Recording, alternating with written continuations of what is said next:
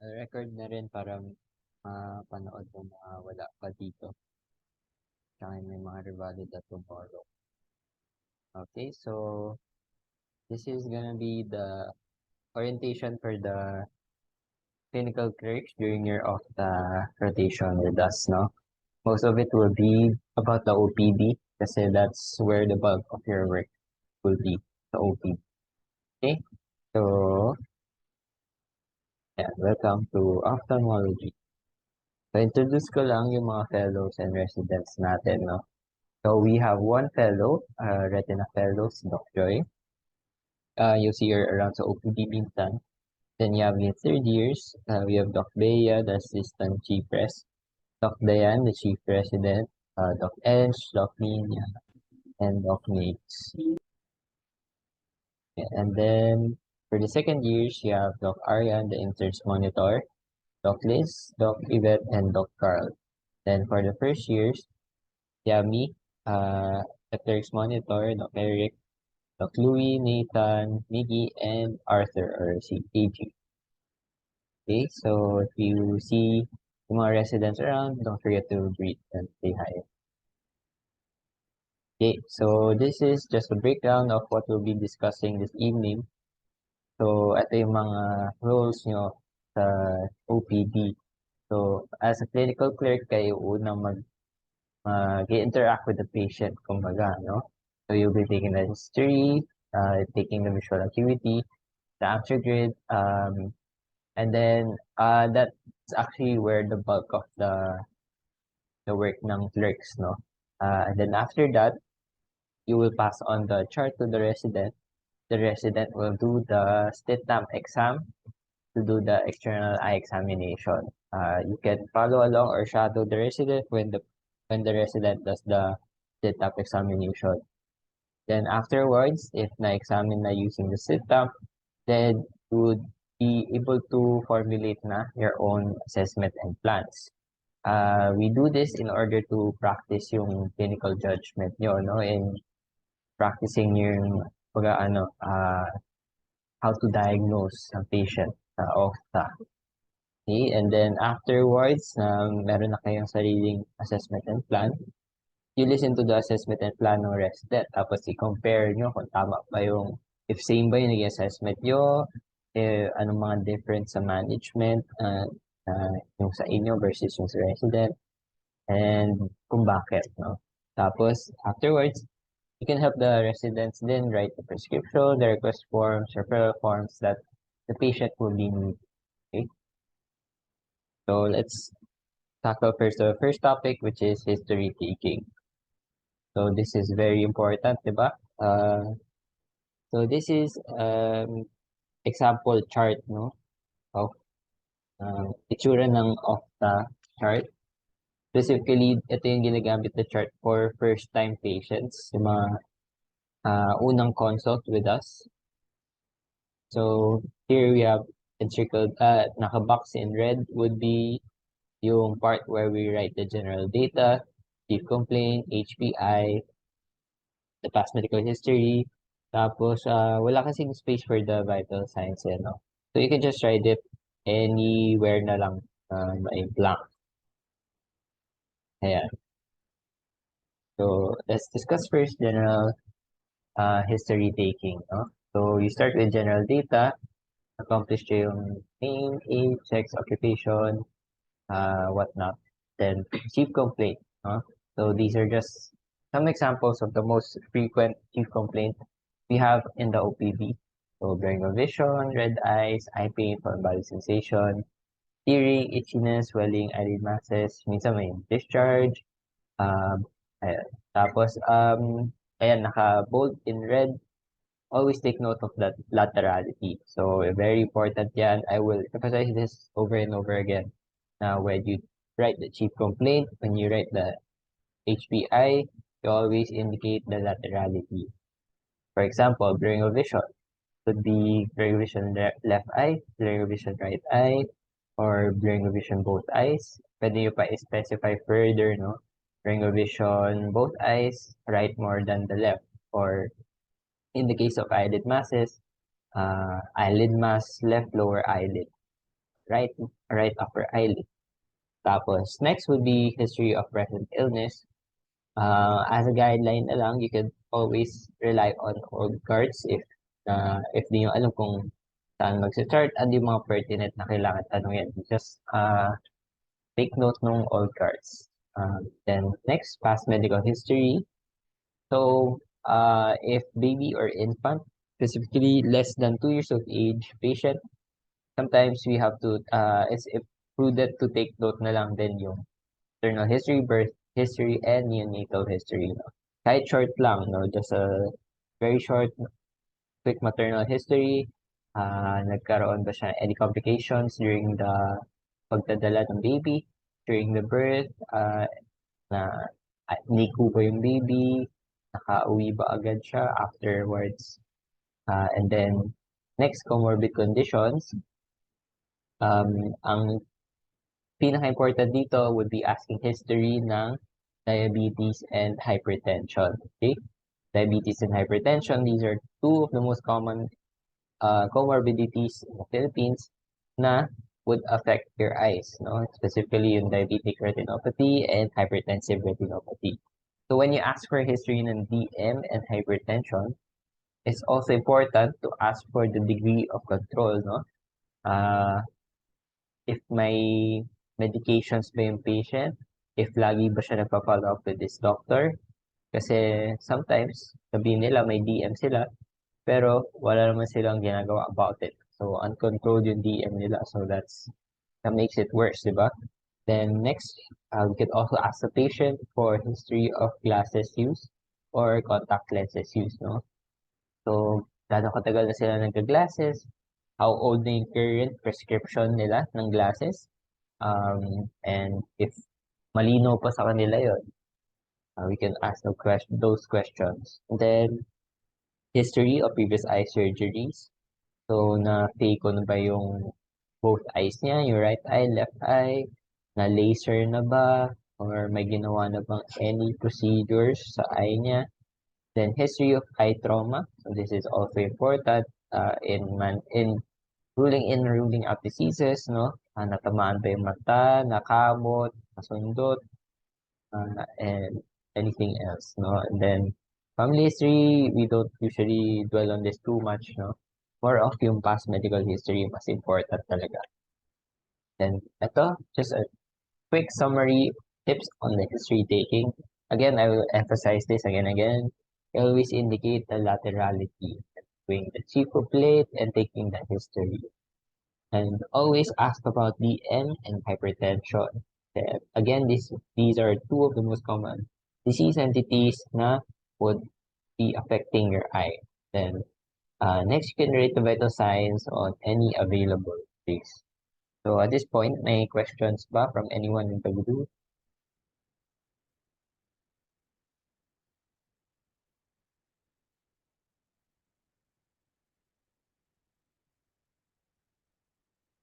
Wala naman. I think none po, doctor. Okay, sige, let's proceed to the next part, no? So this part would be the most important, no? Visual acuity and Amsler grid testing. So these are the boxes wherein we put yung visual acuity and yung answer grid, no? So I just want to emphasize the importance ng visual acuity. Ito kasi yung, kumbaga yung parang vital signs, pinaka most important sa PE. It's a functional assessment ng vision ng patient, no? So important na we measure it accurately and tama yung paggawa natin, no? So, may kita nyo nakalagay sa box, visual acuity, OD, for the right eye, and then visual acuity, OS, for the left eye. Then, underneath that, nakalagay further, SC, PH, and CC. So, SC stands for sans correction, sabihin, the visual acuity of the patient without glasses.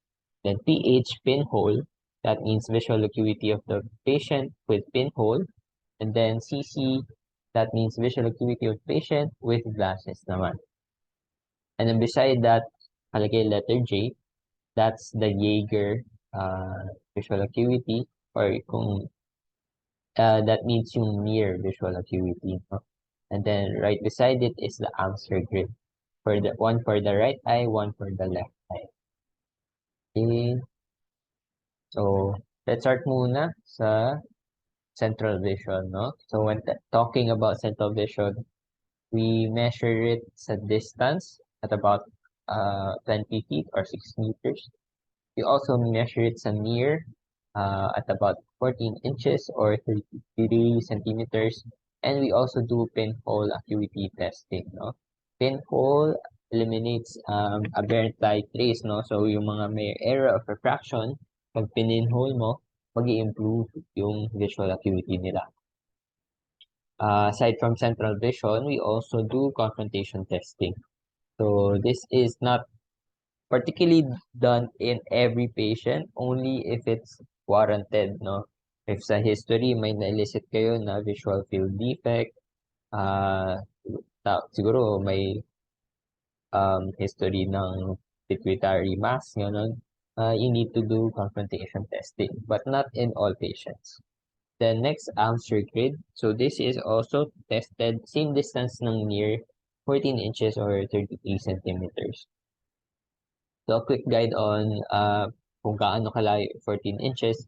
It's about the distance na you would use when you are uh, using your phone, reading books, or reading a newspaper. So roughly ganun kalayo siya. So on the right, you can see the different types of chart we have in the OPD. Itong nasa top, that's the drawing ko. Ito nasa top, that's the EDTRS chart, no? Functionally, it's basically the same as a Snellen chart. Ang difference lang niya, we have 5 letters for each row. Pero ganun din siya. Ganun din yung function niya. Then on the right here, we have pictures naman. This is usually used kapag non-verbal pa yung pedia patient. So for example, hindi pa siya marunong ng letters pero marunong siya ng shapes. We can try to use this, no? If marunong siya numbers, we can use a visual acuity chart with numbers or yung tumbling E and tumbling C. You know, yung mga ganon. Ayun. Then, here at the bottom, that's an example of a peer chart. That's what we use to measure yung near visual acuity. And then here, lastly, would be Amster grid. So that's what we use for measuring for testing for scotoma or metamorphopsia. Okay, so ito, sa distance vision muna tayo. So again, this is an EDTRS chart. Nakalagay in red yung mga corresponding visual acuity kapag nababasa yung row na yun. Okay, so let's have a little interactive portion muna. So I'll be acting as a patient, then sabihin nyo kung ano yung visual acuity ko, no? So kapag mag-test kayo ng visual acuity, you ask the patient to stand 20 feet away from the chart, no? This is delineated sa OPD by mark sa floor. May kita niya here, yan, may 20 feet line sa floor. That's where you ask the patient to stand. Tapos, you cover the eye not being tested, no? By convention, we always test the right eye first. So that means, papakover muna yung left eye ng patient. And then, again, kung makikita nyo, ang mauna is yung SC or yung without correction. So, papatanggal nyo muna any glasses the patient might be wearing. Okay? So, again, tatanggalin yung glasses, cover yung left eye, tapos papabasa nyo na yung patient. So, kunyari ako yung patient, ang nababasa ko sa visual acuity chart is HVGDS NCVKD OZGHN ONWGW. So, ano yung visual acuity ko?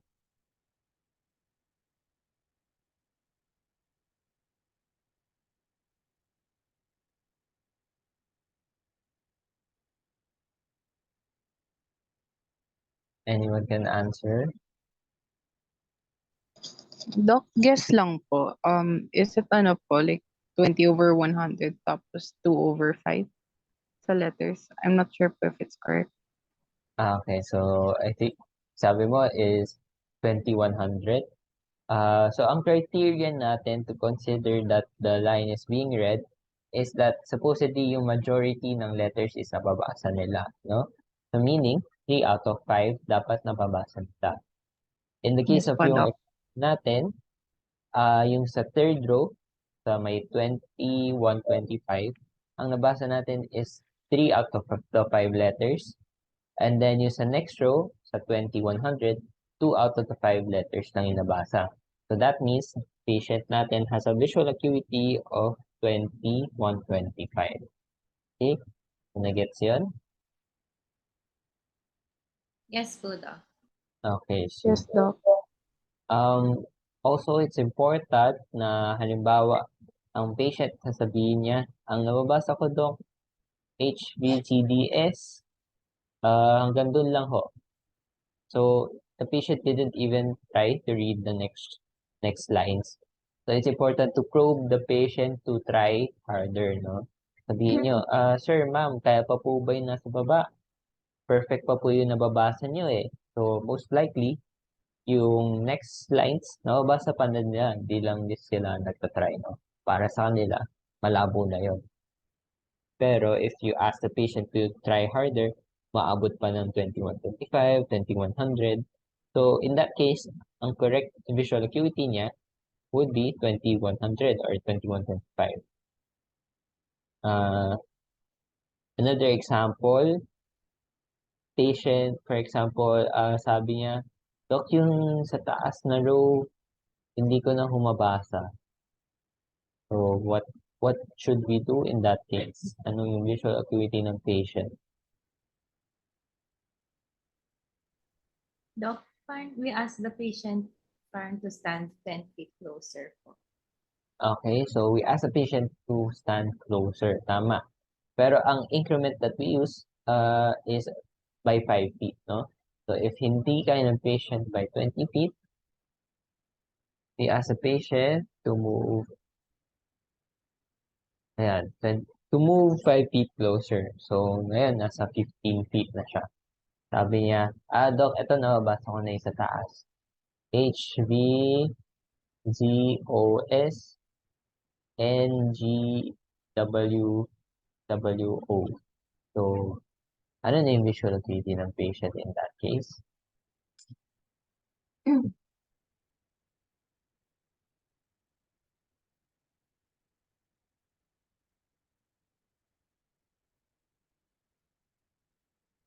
Ayan, nakasulat na sa baba.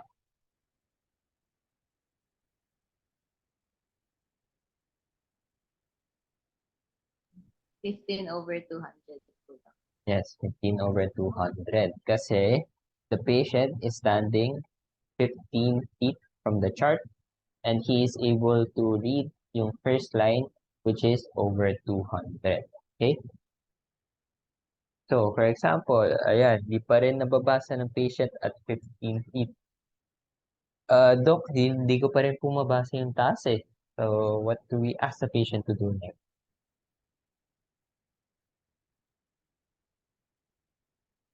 Doc, go nearer pa rin po. Okay, so 5 feet increments again.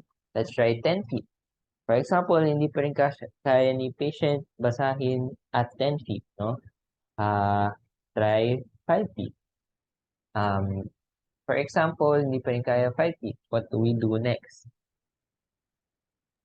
Doc, yung counting fingers na po. Okay, so counting fingers na next.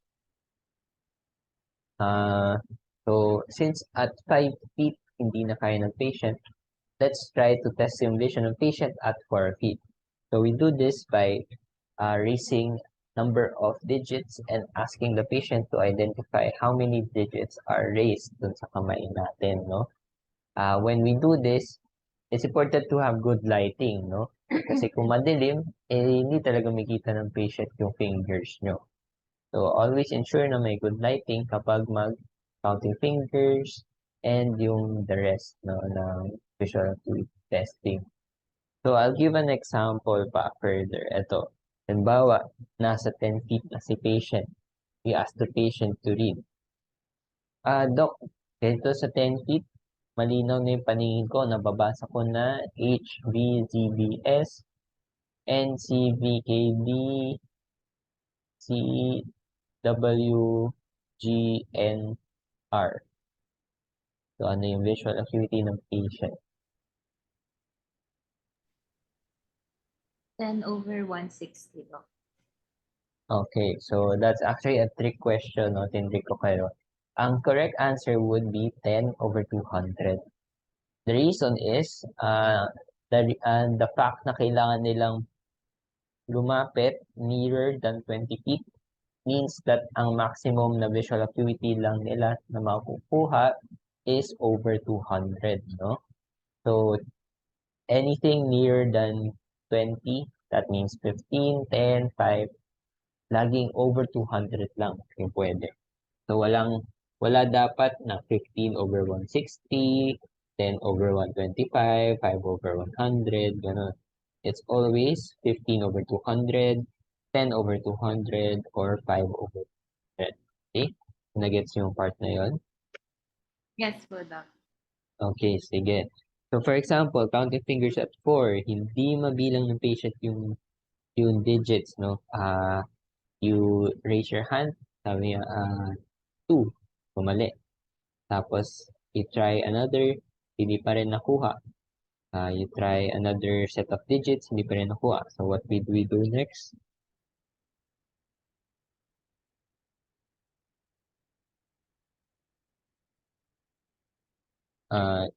Try natin at 3 naman, 3 feet. Hindi pa rin, try at 2 feet. Hindi pa rin, try at 1 feet. For example, hindi talaga ma-determine ni patient kung ano yung number of daliri na nakataas. Hindi siya maka-counting fingers. So, what would be the next step in assessing the visual acuity? So you wave your hand to check if the patient can see po the hand So, at good, one. good. So, hand motion, if that's the next part. Ito, this is just a quick way to estimate the number of feet. You can use your arm span. No? If you know your height, your arm span will be roughly the same.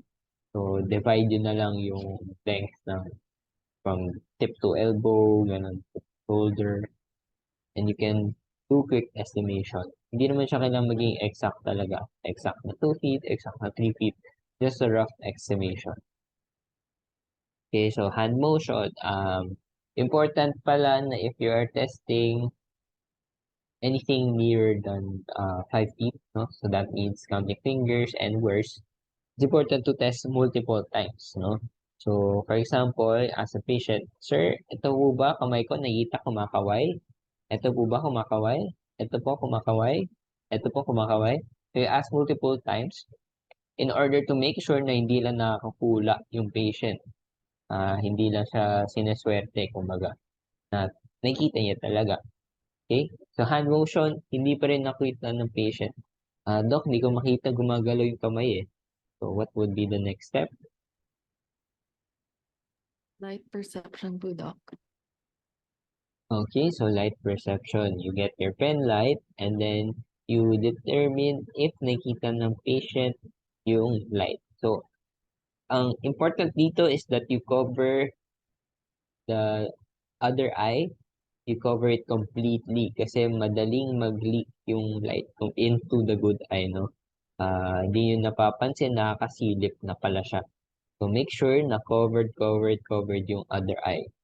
You can use your own hand, cover the other eye of the patient with your own hand just to be sure na hindi sila nakasilip between their own fingers. Kumbaga. And then, light perception, it's divided further into two, no? We have light perception with good projection and light perception with poor projection. So, what do I mean by good projection? So, halimbawa, ito yung eye ng patient. Magsha-shine kayo ng light coming in from all quadrants, no? In the four quadrants, no? So, try nyo mag-shine ng light here. And then you ask the patient to identify saan po nanggagaling yung ilaw, no? So if the patient correctly identifies that the light is coming from sa taas, na medyo sa may ilong ko, sabi niya. So, with good projection yun. Good, mas mula. Good projection. Projection. Yan, good projection. Tapos,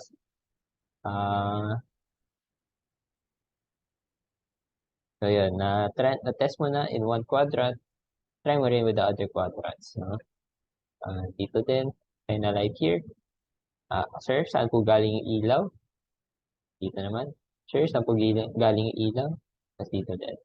Sir, saan po galing yung ilaw? So if the patient can identify correctly the direction where the light is coming from, that's good projection. If hindi naman, then that's poor projection. And the next, if hindi pa rin na-determine ng patient kung may ilaw o wala, ano na yung visual acuity ng patient, NLP na or no light perception or bulag na talaga yung patient. Kumbaga, wala na siya nakikita. Okay, so ayan, let's take an example, no? Yung correct order ng sequence again, you test the right eye first, and then you ask the patient to remove their glasses. You take the visual acuity. So, let's take for example, visual acuity niya is 20, 100 without the glasses. Sulat niyo dyan sa chart, 20, 100. Next, you do pinhole. You, may mga occluders dyan na may pinhole sa OPD. So, papasilip niyo lang yung patient through the pinhole and then ask if nag-improve ba, mas luminaw ba yung mga letters. So, sabi ng patient, Doc, luminaw po. With the pinhole, patient can now read 20/80. So, isusulat niyo doon sa pH, under pH. 20/180. Afterwards, you do the other eye naman. So, without glasses, let's say 20/20, 20/30. 20/30. With pinhole, 20/30 pa rin ang nakuha niya. That means no improvement with the pinhole. You can write NI. NI stands for no improvement. Okay? And then, afterwards, kuha mo na yung without glasses and yung pinhole on both eyes. You ask the patient to wear their glasses again. Tapos, i-visual acuity nyo again. So, the patient with the glasses, umabot na siya ng 20/25, no? So, malaki in-improve. 20/25. You write it here, okay? Sa kabila naman, for example, with glasses, umabot siya 20/20, and you write here, sa CC, 20/20.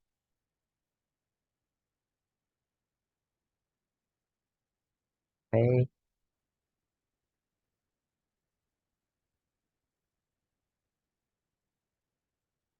Next, we move on to near vision, or in testing natin sa near visual acuity. So, we do this using the Geiger chart. So, makikita nyo dito, may mga paragraphs and nakalagay sa right yung corresponding Geiger score nila. So, ang instruction dito is, again, to cover the eye not being tested. So, as a patient, to hold the card 14 inches away. And then, cover the eye not being tested. So, cover muna yung left eye. And then, sir or ma'am, pakibasa ko yung pinakamaliit na paragraph na kayang basahin. So, magbabasa sila. Halimbawa, sabi ng patient, nababasa ko yung number 4, Doc. The mature rose waits for bees and flies, insects that will take the pollen from one blossom, blah, blah, blah, blah, blah.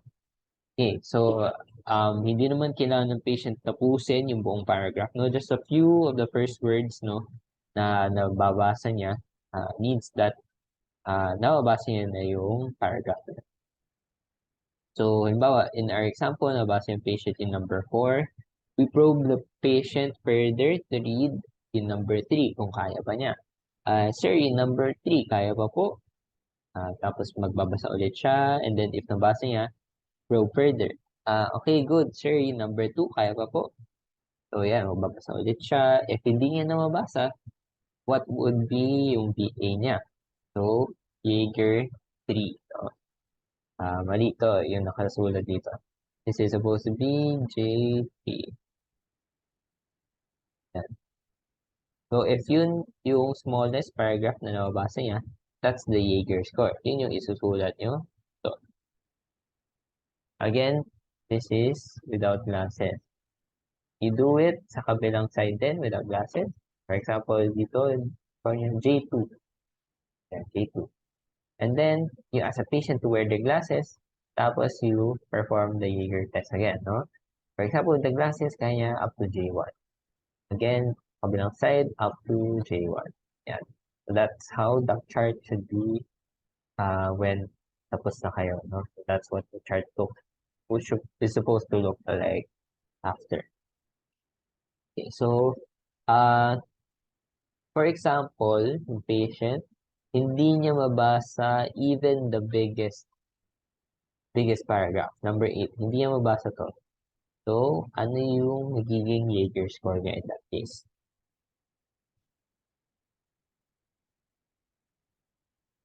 Anyone?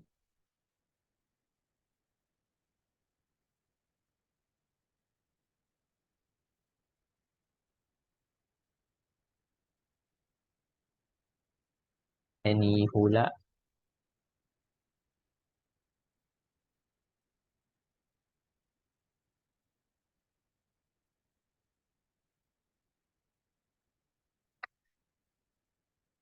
Yes, sasabihin ko na, T-ret na. So, in that case, ang score niya is J greater than 12. Kasi even the J12, hindi niya mabasa. Okay? Next. Next is the answer grid, no? Okay, so the answer grid, again, is a card na you ask a patient to hold 14 inches or roughly 14 inches away from their eyes. This is to test for scotomas or metamorphopsias. So, ang instruction dito would be, yung normal script would be, sige sir, tingin po sa tuldok. This is covering the, covering the eye not being tested. Tingin po sa tuldok, and then, habang nakatingin sa tuldok, yung mga linya po ba sa gilid, diretso po lahat? Wala akong kumukurba sa mga linya? Lahat po ba ng linya, kompleto po, walang putol-putol? So, by eliciting those questions, we are asking for presence of distortion or metamorphopsias and blind spots or scotomas. Diba? Note that in Amsterdam testing, hindi yung visual acuity yung tinetest natin. That means, ang patient is supposed to do the answer grid with his or her best visual acuity, best corrected visual acuity. So, ibig sabihin, if mas malinaw ang vision ng patient with the glasses, then he should be wearing the glasses while doing the answer grid.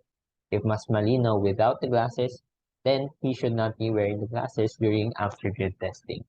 Okay? So, for example, sabi ng patient, Doc, meron akong nakita na medyo wavy lines. Okay? So, ang next step would be to ask the patient to point out saan po yung mga wavy lines. So, sabi ng patient, dito po banda sa may taas, no? So, tinuro niya to, medyo wavy to. So, ang isusulat niyo sa chart, no, would be to draw the central dot and sa gitna, central dot. Tapos, gagayahin niyo lang yung sinabi mo or yung tinuro ng patient. So, sabi niya may wavy lines dun eh. So, draw hindi kayo ng wavy lines. For scotomas, ganun din. Kunyari, Doc, etong nasa baba na kanan, medyo hindi siya kompleto yung mga linya, putol-putol. So, drawing ka ng scotoma doon to represent what the patient is describing. Okay? Next. Ayan. Tips on taking the visual acuity. One, make sure the patient is not squinting while doing the visual acuity. Kasi when the patient squints, edi parang nag-act as pinholes yung eyelids ng patient. Diba? Yung the act of squinting, it eliminates aberrant light rays ng error of refraction. Okay? So, make sure the patient is not squinting kasi magiging inaccurate yung visual acuity natin. Second, make sure the other eye is not peeking. So, dapat hindi nakakasilip ang kabilang mata. Cover the other eye with your own hand if you must. No? And then next, majority of the letters in the line must be correct. So, yung sa example natin, at least 3 out of 5 must be correct. If you are testing for hand motion, counting fingers, dapat majority of the time na kuha nila yung number of digits, no? Pag counting fingers. Or, light perception, dapat majority of the time, na-determine nila correctly if may ilaw or wala.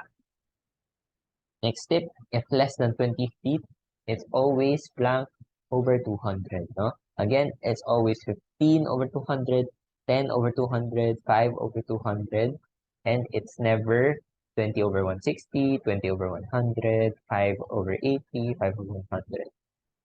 Next, if you are testing for hand motion, counting fingers, light perception, no light perception, always do it multiple times. Again, to make sure na hindi nakakahula lang si patient, no?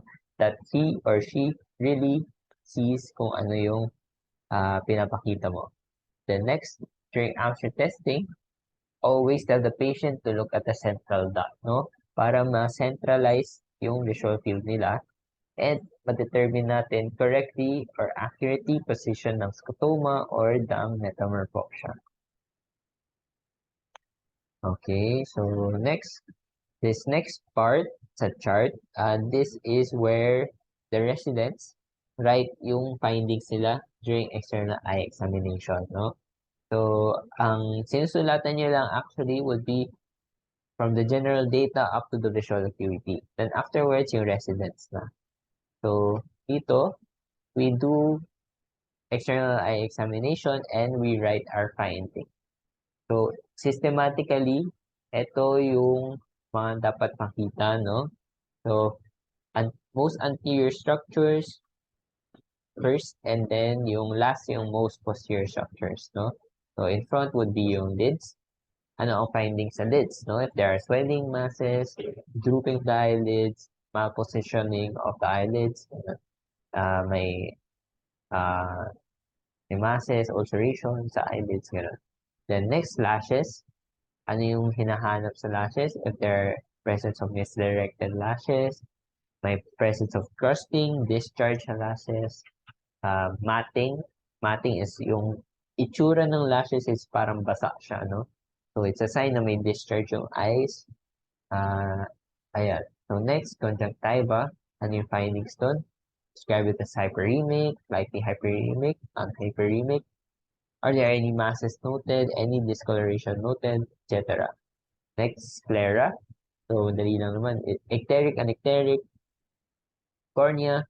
Describe it as clear, slightly hazy. There are presence of opacities, corneal opacities, measurement ng corneal opacities, and if there are abnormal growths, such as pterygium. No? Next, anterior chamber. So this is the space filled by the aqueous fluid found between the cornea and the iris. No? So the anterior chamber can be described as deep, shallow, and if there are presence of inflammatory cells and flares. No? And the next would be your iris. Usually, we describe it as pigmented lang naman. Could also find lesions, iris, and abnormal blood vessels. No?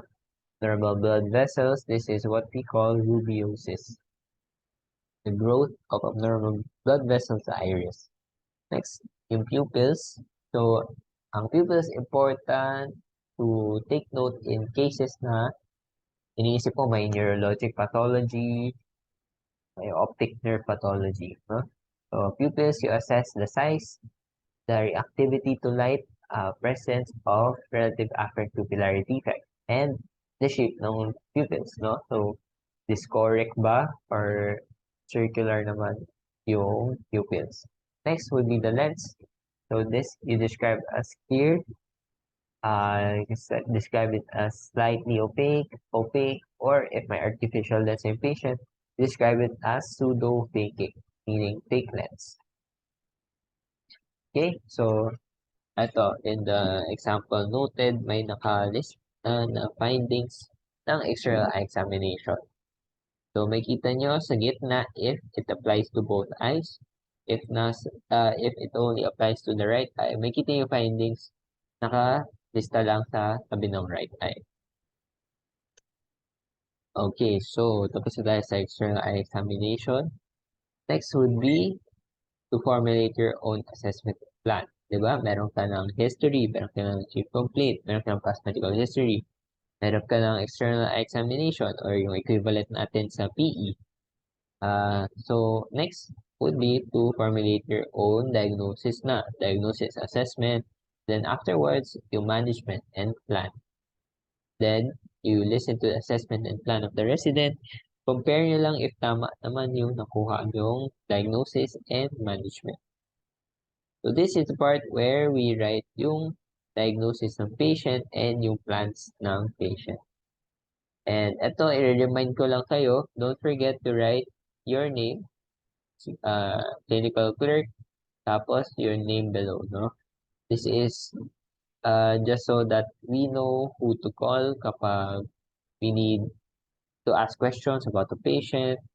We know who to call kapag maghahanap kami ng magsha-shadow when we take a look at the patient under the slit lamp and whatnot, no? So ito is a example ng follow-up chart ng patient, no? Kapag hindi na sila first consult with us. So medyo iba lang itsura pero it's basically the same things. We write general data. Sa first box, we write subjective findings. So that includes yung history ng patient, past medical history, ganun. Okay, so this is an example of what we would write, no? In a follow-up patient. Mga important things to take note, date na last assessed or last nagpa-check up si patient. Ano yung assessment niya at that time? Ano yung plan na binigay sa kanya at that time? And kamusta ba yung symptoms? May progression ba in the interim? Compliant ba siya with the medications?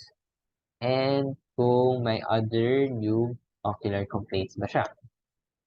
So for example, patient was last seen on this date, assessed as a case of dry eye disease, both eyes, immature cataract, both eyes. Patient was advised refraction with spectacles and to follow up yearly. So that's yung plan. Currently, patient is on hyperomelis, 1 drop to both eyes, OUQID, no? So again, note if compliant yung patient with the medications. Patient now notes gradual progressive blurring of vision in both eyes, thus consult. So in the interim, there was a new ocular complaint. So yun, include yun. And then sa second box, this is where we write objective findings naman, no? Objective findings, so that includes yung mga drawings namin nakikita yung sa previous chart. So that means you should take as little space as possible when writing the visual acuity. Kasi we will be using the same space for the drawings, which take up a lot of space sa paper. So for example, yan, write lang yung PA findings natin in as little space as possible. Okay, so palabas na tayo. Meron na tayong diagnosis, may plans. Next would be helping the residents write ang prescription, request forms, and referral forms. So, by now siguro madami na kayo nadaanan sa OPD. Alam niyo na yung kung paano magsulat ng mga prescription, request forms, and yung referral forms natin, no? So, these are just a number of the forms that we'll be using sa OPD. Most of these naman, relatively familiar na siguro kayo. Ito lang siguro yung medyo kakaiba. This is the eye institute form, no? This is where we request yung ancillaries natin related to the eye. So that includes perimetry, OCT, B-scan, a biometry, and whatnot. Okay, so next, let's just have an example case patient, no? So, diagnosis ng example patient natin is cardiolum of the left eye. Ang plans ng resident would be to give coamoxiclav, 625 mg per tab, 1 tab BID for 7 days. To overnext eye drops to the left eye, Q for H for 7 days, then lid hygiene and warm compress 3 times a day. Follow up for 1 week. So, magsulat natin.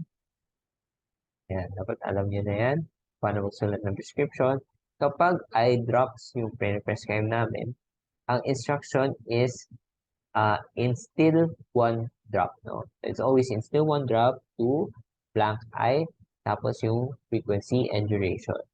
Instill 1 drop to right eye every 3 hours for 10 days. Ganun. Okay? Tapos ang dinidispense is 1 bottle. Next, follow-up step niyan, just write the relevant data, diagnosis, nakalagay naman dyan. And then, follow-up follow-up date, i-compute nyo na lang. Then, for the physician, just write the resident's last name or write yung full name, okay lang. Ayun. Kung sino yung tumingin sa patient na yun. Next, let's have another example case. No? This time, the patient is diagnosed with senile mature cataract of the right eye and immature cataract of the left eye. Plans for this patient is emulsification with IOL implantation. IOL means intraocular lens or yung artificial lens, no? With IOL insertion, right eye under IV sedation. So, usually, ang phaco, wala naman siyang sedation na intravenous. Topical, okay na yun for most patients. But sometimes may mga kabadong patients na kailangan may IV sedation sila, no? So, yun yung example sa patient na to. Okay? Next, biometry din. So, for your information lang, biometry is the test na nagme-measure ng length ng eyeball, no? So, in this case, important ang biometry kasi dito natin ibabase yung grade or yung grado ng intraocular lens or ng artificial lens na ipapasok sa mata. Tapos, patient is also for clearance prior to the OR. So, ipapaklear natin sa IM, cardio, and sa ANES kasi may IV sedation si patient. So, ang magiging request form siya, 1 for the biometry, you get institute request form. Yan. So, lagay niyo lang yung relevant data, short or brief medical history. May nakatata na person. Okay, yan. Tapos, clinical diagnosis, yung mga relevant and general data, resident name, best corrected visual acuity. Ibig sabihin, yung best vision niya, whether that may be without glasses, with pinhole, or with glasses. Tapos, ayan, may dalawang check sa biometry, right and left eye. Okay, next, for clearance, ang mga nire-request namin is chest x-ray. So again, write the relevant data, reason for examination, for pre-op clearance, sorry, sumobra. Tapos, short clinical history, assessment, mature cataract, plans for fecal emulsification under IV sedation. Tapos, yan, important to indicate, type of examination is chest x-ray, PA view. Next, blood works. Sa blood works, ang mga hinihingi lang naman for pre-op clearance would be CBC with platelet count, sodium, potassium, and creatinine. Next, 12-lead ECG, we also request for that, no? Write down the relevant past medical history, mga current medications of patient. And then, referral form. So, we make one for IMCV. So, important to write lang yung mga comorbids niya, If hypertensive ba yung patient, controlled. Diabetic, controlled, any allergies, and then kung ano yung assessment, sinometric cataract, ano yung planned operation. So for phacoemulsification with IOL under IV sedation.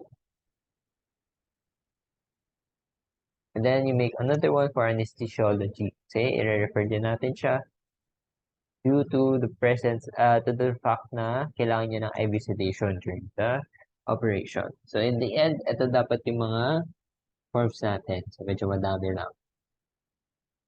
Okay, so basically that wraps up yung mga roles nyo, clinical clerks at the OPD. So sa eye institute naman or sa eye center, some of you will be, kumbaga, ma-station kayo doon. Ang goal nyo doon is to observe the procedures at the operating room. No? So if may procedure sa OR, dapat nandun kayo sa loob ng OR. If walang procedure sa OR, then maybe you can explore do sa diagnostics, yung sa may perimetry natin, OCT, and then you can observe how those tests are being done, no? Paano sila ginagawa. If walang for OCT, walang for perimetry, then maybe you can hang out do sa diagnostic plane, dun sa may slit lamp natin, and watch the mga private consults. Yun, mga patients dun is private patients, mga hindi sila for charity. Ito, so this is yung itsura ng OR within the eye center. This is the shoe rack. This is where you leave your shoes. And then, ito yung door. Found inside is yung changing room and yung bag shelf. Note na lang na bring as few things as possible. That it also includes dun sa mga clerks na station sa OPD. Wala kasi tayong lalagyanin for your bags. So, as much as possible, siguro bitbitin nyo lang yung mga pang vital signs nyo na equipment, and then the others hindi naman na kailangan. Pero ng mga Jaeger chart doon, may mga Snellen chart, may mga occluder that you can use for the patients. Okay, so just a few house rules, patapos na tayo. Number 1, no unruly behavior in the OPD. Number 2, no eating and drinking or sleeping in the OPD. 3, always remember to offer assistance, no? Most especially to the patients, but also to the residents if nakita mong busy sila. Ask nyo lang, Doc, can I help in any way, gano'n. Ako na mag-write ng prescription, gano'n, ng follow-up slip. And then 4, be respectful and courteous. Again, most importantly, be respectful to our patients. 5, don't be afraid to ask questions, no? Sometimes you have to be aggressive in your learnings, no? Hindi kasi namin alam yung mga things na you know and things you don't know, no? So, a better gauge would be na kayo na lang yung mag-ask ng questions sa amin. In that way, makita din namin na interested kayo to learn, mas gaganahan kami magturo sa inyo, di ba? And then 6, always seek out new learning opportunities, no? So, there is actually a lot of learning sa OPD. If you just observe, no? Okay, so that ends yung orientation natin. Does anyone have a question?